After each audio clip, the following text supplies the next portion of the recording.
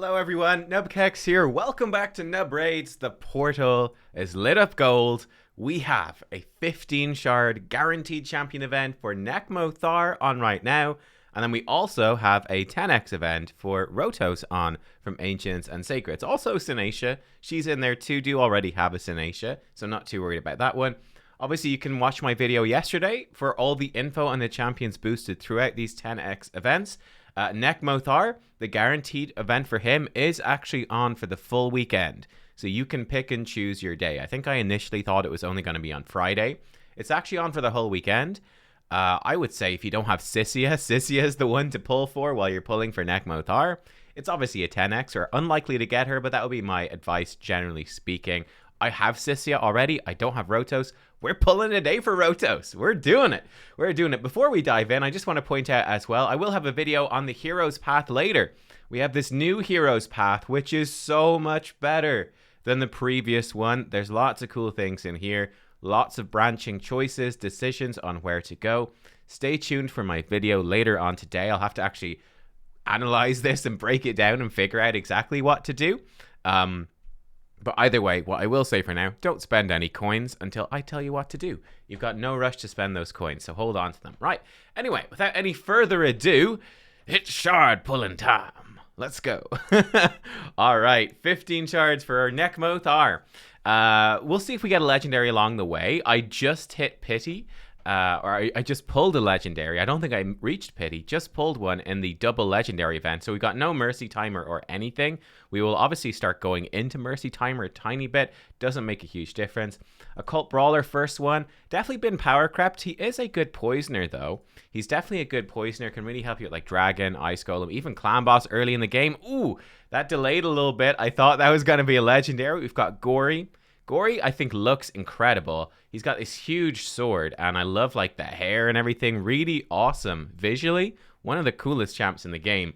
Unfortunately, he's not very good. He does stuff with, like, freezes. He can place freezes, and then he can counterattack and stuff. But he's just kind of awkward, to be honest, unfortunately. He's just kind of awkward. I've never really seen him used much anywhere.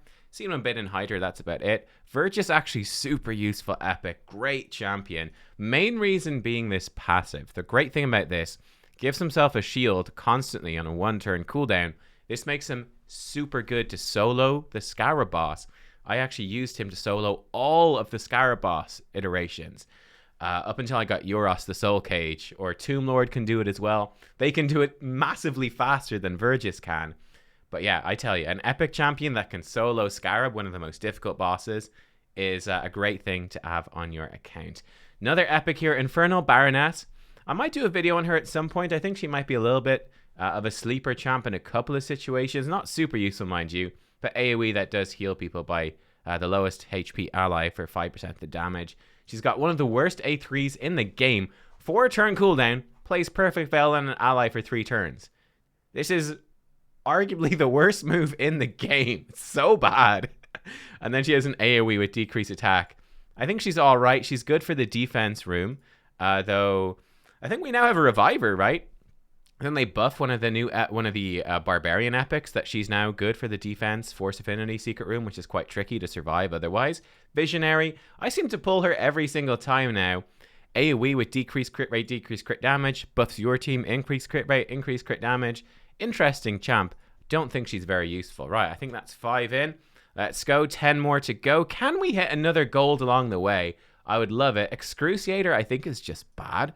More damage under Veil. I guess put her with Infernal Baroness and you're good, right? The purpose of Infernal Baroness's Veil move, Excruciator. Definitely not worth it. We've got Thenasil. Thenasil, you know when you take photos and like you've got this awkward hover hand? Thenasil feels the way about stabs as teenage boys do about women, right? He's got the hover hand happening with the staff right there. It's an awkward relationship, you know. He's definitely been power crept. He's, AoE healer with increased defense, got a bit of a sleep, got a bit of a buff extension, or buff de-extension, but just not very good, unfortunately. Definitely been power crept. Not worth it at all, in my opinion, really. There's many better champions. Got another epic. Here we go. Seneschal, I think, is also pretty bad. Can place Leech here. You know that is an out-of-date champion when their damage scales off defense and attack. That's how you know. You know this is a champion when the game released and they haven't been updated since. Perfect Veil continuous heal on a single ally, albeit on a 2-turn cooldown. He's more than twice as good as Infernal Baronesses. This is more than twice as good as her move. Good job, Seneschal. Counterattack on himself and an AoE provoke. Actually, 100% chance to AoE provoke, albeit on a 4-turn cooldown. Yeah, definitely dated. Would not be building him. I think Bannerlords is a pretty easy faction, especially considering that you get Archmage Helmet. Has the internet died or something? What is going on here? Uh-oh. What is going on here? Oh, gosh. Hang on. Let me pause. Let me be right back. Oh, there we go. Never mind. Hang on. Retry? Yeah, I'll be right back. We're back. Okay. It just suddenly reconnected. It's not a problem with my internet. It's a problem with the game or something weird. I freaked out now because it started to open the shard. I was like, quick, find the unpause button because I'm not recording to edit it later. I'm just pausing it because I'm lazy. Cage Breaker, Cage terrible. The jokes are pretty poor. You know, I'm working here on yeah, it's tough. It's tough after a quick break. Decrease max HP, extra turn if he kills someone, 4 times at random. He might do actually, you know what? He might actually do pretty good damage. I don't know what his multipliers are. He might be okay. That being said, I think to beat Oghren, there's a lot of pretty decent damage dealers in there, and you're probably going to have a Bellower built up who's just a Void Rare. So I don't know if you need him. Like, typically 1 damage dealer is enough for Faction Wars, you know? Then you're looking for just good supports. Man, another epic. 10 epics in a row. Kunoichi, now she is actually quite good. Weaken on the A1, it's all right. Then AoE, Leech, it's okay as well. And then this is her good move here. 3-turn cooldown, ally protection on everyone except her and gives her some turn meter. Then she does give herself block damage whenever her health drops below 50%. So yeah, and then she's got the Leech to help heal her back up. She's going to defend your team, be tanky, heal up. I think she's not bad, especially for Faction Wars. All right, we've got 5 to go.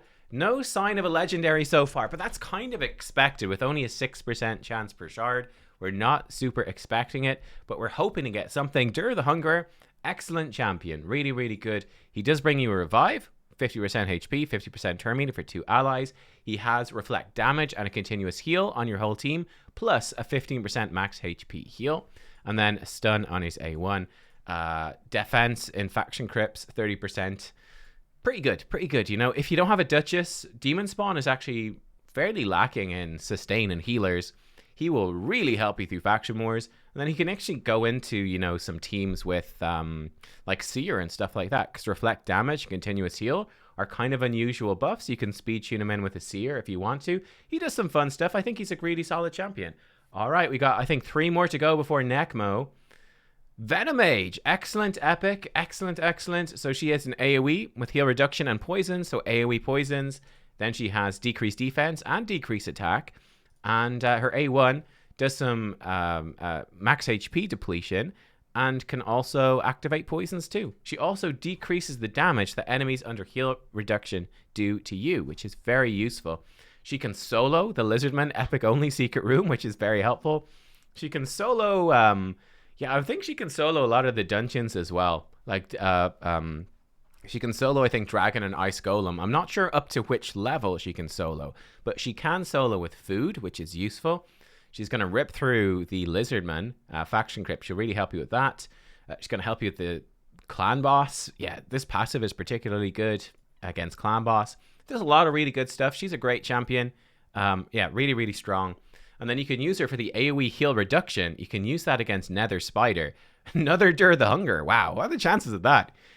You can use her against Nether Spider, and she's really good. Okay, here we go. I think this is our last non-Nekmo pull. Oh, and it's an epic as well. Not a sniff of a legendary today, guys. Not a sniff. Burngiri. I think he's fairly B tier. Like, you know, he's good, but you don't need to rush out to build him. AoE, 60% stun. Then he has Strengthen on his team. It shields them if they've got lower HP, but that's kind of weak, and it's a pretty bad shield. Not a very good move. And then his A1 can provoke. His then has a passive that heals him by 50% of his max HP whenever an ally or enemy dies. It's a really strong passive. Yeah, mostly what he's doing is an AoE stun, but it's not 100%. So he's decent, but not crazy. Here we go. It's the last pull.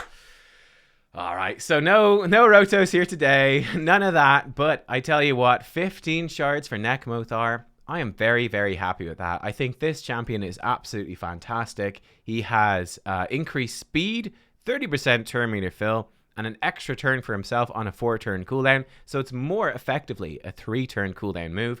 Then on a 3-turn cooldown, he has an AoE that has a 100% chance to put decreased speed and leech for 2 turns. Then his A1 is also an AoE with a 40% chance to place decreased attack in AoE, or 75% if the targets have any debuffs.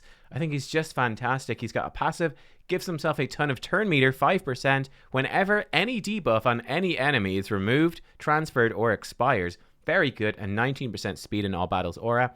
I guess one slight downside is that this passive, I think, is going to be so strong, it's going to make him really impossible to speed tune in a clan boss team. So, you know, for Ultra Nightmare clan boss, I don't see how you're going to be able to make it work, really. It's going to be so hard.